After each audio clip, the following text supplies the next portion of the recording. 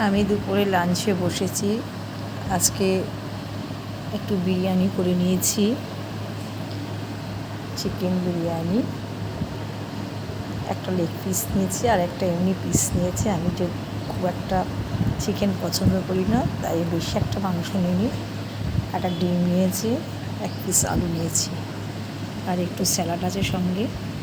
আর এখানে মাংস রয়েছে, কিন্তু আমি নেব কি না জানি না, কারণ আমার বিরিয়ানি হলে অন্য কিছুর আর দরকার হয় না। আমি বিরিয়ানির সাথে মাংসটা ঠিক পছন্দ করি না, মাংসের ঝোলটা নেওয়াটা মানে ভালো লাগে না।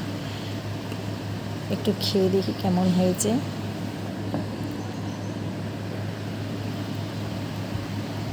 না, ঠিকঠাকই আছে একদম, কিন্তু এইভাবে তো বলাটা যায় না।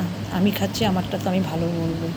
যদি অন্য কেউ খেয়ে ভালো বলে, সেটা বোঝা যায় ভালো। যাই হোক, আমি আমার দুপুরে লাঞ্চটা সেরে নিই।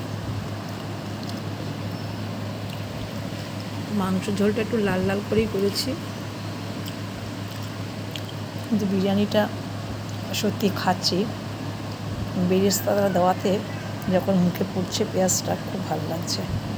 আমার মতো তোমরা কে কে বেরেস্তা দিয়ে বিরিয়ানি বানাও? আমি কিন্তু বিরিয়ানিতে বেরেস্তাটা দেওয়া খুব পছন্দ করি, বেশ ভালো লাগে, একটা আলাদা স্বাদ আসে। ঠিক আছে, রাখলাম।